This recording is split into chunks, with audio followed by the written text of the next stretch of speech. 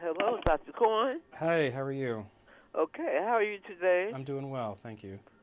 Good. Well, I understand we're going to be talking about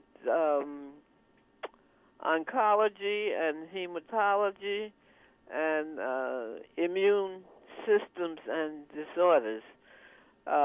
If you were going to tell the Health Power audience what you think the most important thing is that they need to know about hematology and oncology, what would you say it is? So I think the most important thing that all of our patients really need to be aware of and be thinking about is talking with their doctors about treatment options and about some of the newer therapies that are being developed in lymphoma, for example. We often, at least at the Winship Cancer Institute at Emory in Atlanta, have challenges with accruing patients from minority populations to our clinical trials, and I think sometimes it can be a challenge for those patients, and I think that's an area where, as a research community, we really stand to improve to make these newer therapies available to everybody. Okay. And how does one outreach and obtain participation by those patients? So I think the most important thing that I can do as a researcher is to communicate with those providers in my community that are taking care of the patients and let them know about some of the outstanding opportunities that are available. And similarly, I think for patients that are being treated, they should always ask their provider, their oncologist, what treatment options are available and if they feel that consideration of a clinical trial is appropriate. Okay. So now, this is assuming that the person that you're talking with already knows that they have some sort of lymphoma. That's correct. So most of the interaction that I have with other providers or with patients are in those patients that are already diagnosed. I think your point is a good one, though, that patients primarily come to me through their primary care physician because they've presented for an evaluation and have had some abnormal findings which have led to either a biopsy or additional tests. And so I think it's exceedingly important that all patients have regular contact with their primary care physician and make them aware promptly of any new symptoms that develop so that they can be evaluated. And what would you say are the most important symptoms that one might find and bring to the attention of a primary care physician? So one of the challenges that we see in Hodgkin lymphoma is that often there are very limited symptoms. So a patient may have a swollen lymph node in their neck or under their arm, for example, that doesn't go away. That certainly should prompt evaluation. Additional symptoms, though, that we do see include unexplained fevers, drenching night sweats, weight loss, or sometimes there can be discomfort or other symptoms related to the site of the lymph node that's growing. Okay, and what are the risk factors? What increases the probability of developing Hodgkin's lymphoma? So in most cases, we unfortunately don't know why a patient may have developed Hodgkin lymphoma. We do know that it affects a disproportionate number of young people, and this is certainly a challenge because these are often patients that are just starting their family or just starting their career.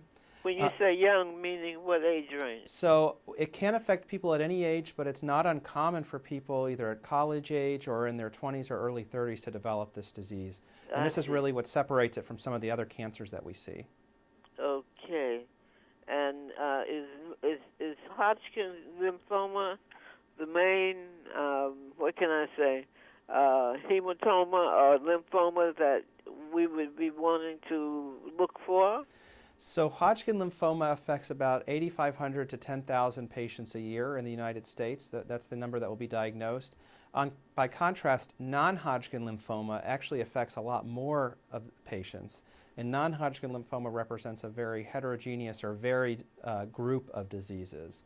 So Hodgkin lymphoma is the one where we found that some of these new immunotherapy approaches are most beneficial. And so that's why we wanted to have this opportunity to discuss it today. But there certainly are other forms of lymphoma that are out there that are currently being treated and under investigation. Okay, and so which one I'm sure, either one is a serious issue for the person who has it.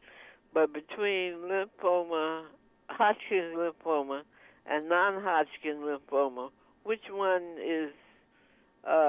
should cause more attention? Sure. So these are both very serious diseases, and that's actually a question that I get asked quite often in my own practice. Hodgkin lymphoma in general is a much more homogeneous group of patients, meaning that it behaves similarly in most patients. Fortunately, we will cure about 75% of patients with Hodgkin lymphoma with currently available chemotherapy. Non-Hodgkin lymphoma, on the other hand, can be either very aggressive with a very poor prognosis, or sometimes can behave more like a chronic disease. All of them are serious and require expert follow-up, but the outcomes can be very different. Okay, all right. So I think I'm sure, in fact, that this information will be very helpful for the Health Power audience. Is there something else? Where can one get more information, I suppose? So I think the first step is to actually speaking with your oncologist, or if your loved one has a lymphoma, is speaking with their oncologist about their particular case. So immunotherapies are very exciting and very effective, but are not for everybody. And so only your oncologist knows your specific case and whether or not you may be a candidate. For patients, though, that are interested in learning more about these diseases and these treatments, I often will refer them to the Lymphoma Research Foundation, which is at lymphoma.org. Okay, or to slow down. Let's be sure we get this. Okay. Refer them to where? The Lymphoma Research Foundation. Lymphoma Research Foundation. Yep, and that's at lymphoma.org. Lymphoma.org. Okay. And the other one is the Leukemia and Lymphoma Society. Leukemia and Lymphoma? Correct, Society.